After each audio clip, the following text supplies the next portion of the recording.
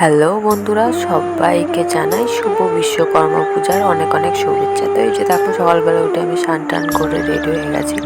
আজকে আমাদের বাড়িতে বিশ্বকর্মা পুজো, তো সেই জন্য কাজ আছে, সেগুলো করতে হবে, পুজোর জোগাড় করতে হবে। তো এই যে দেখো, দুব্রোগুলো আমি প্রথমে ঠিক করে ছোট করে নিলাম, তো তারপর আলপনাগুলো দিয়ে নিলাম।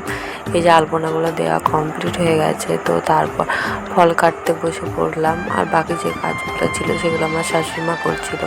আমি ফল কেটেছি, আলপনা দিয়েছি, টুকটাক কাজগুলো আমি করেছি, বাদ বাকি যে কাজগুলো সেগুলো শাশুড়িমাই করেছে সব। তো এই যে দেখো, আমার ফল কাটা প্রায় কমপ্লিট, শেষের দিকে। আর তো আমাদের পুজোটা অনেকটা লেটেই হয়েছিল। এই যে দেখো, আলপনা দেওয়া কমপ্লিট, ঠাকুর বসে পড়েছে। আমাদের ঠাকুরটাকে কেমন লাগছে সবাই জানিও কিন্তু তোমরা। তো এই যে আমাদের এই গাড়িগুলো সব ধুয়ে এখানে রেখে দিয়েছি, যেহেতু আজকে পুজো করবে সেই জন্য। তো এই যে দেখো, কথা বলতে বলতে পুজো শুরু হয়ে গেছে।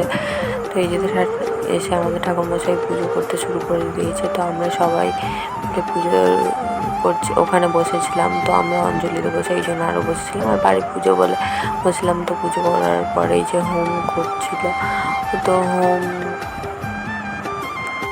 কাজের মধ্যে কিছুর মধ্যে সব ক্লিপ তো শেয়ার করা সম্ভব নয়। তো যেটুকু ক্লিপ নেওয়া ছিল সেটাই তোমাদের সাথে শেয়ার করছি। তো পুজো এইতে দেখো, শেষের দিকে হোমটা করলে হয়ে যাবে। আমরাও পুজো দেখি, তোমরা সবাই পুজোটা দেখো।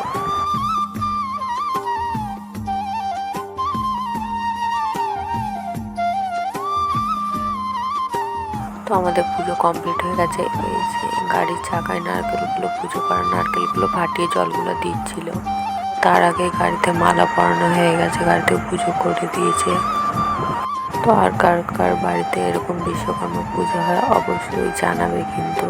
আমাদের বাড়িতেও হয় এরকম, আগে হতো না, আগে শুধু ঘট পুজো হতো, এখন মূর্তি পুজোও হয়।